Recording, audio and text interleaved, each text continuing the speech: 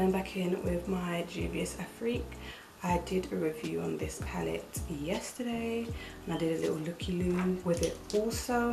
So I want to just come back on here and just create another look using some of the other colours. My little boy is in the background. He's just chilling. It's like so early in the morning. I just don't understand why he's awake. Like, go back to sleep. I forgot to say, I'm using Cameron and Kissy together. I find that these two blend out so well as transition shades together, rather than using the darker one, Cameron, on its own. I feel like that one needs a little bit of help blending out, but with Kissy, it just blends out so nice. Now I'm going to use Niger. I really like the way that this swatched. It was so nice the way it swatched. Oh my gosh. Okay, so blending out the edges is a little bit of a, like, I have to finesse it a little bit.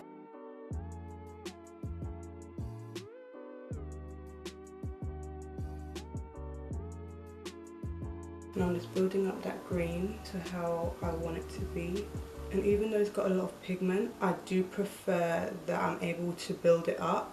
I feel like I'm able to control it a little bit better. You know, like if you get an eyeshadow which is a little bit too pigmented, if you were to make a mistake, it's hard to go back. You may have to start all over again, and that's just not what I'm into.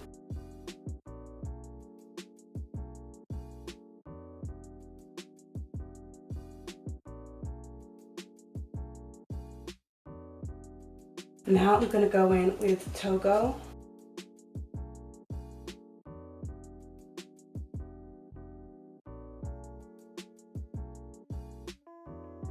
Now I'm going back in with that brush with the matte green Niger, and I'm just putting it in the areas where it's a little bit sparse, just so I can build it up a little bit on either side. And I think that also helps to give the shimmer shade a little bit more of a pop. And I'll be right back. Okay, now I'm going in with Bintu. I'm going to put that down on the bottom lower lash. Okay, I love the contrast between those two shades.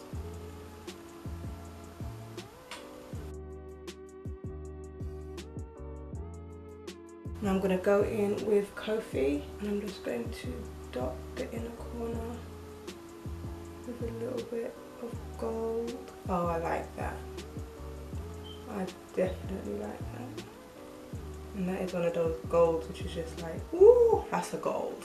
Okay, so now I'm going to go finish the rest of my makeup. I've already put on my foundation. I'm going to go do my contour and my blush and my lips, my wing as well. And I'll be right back. Okay, so I've finished creating my look for today.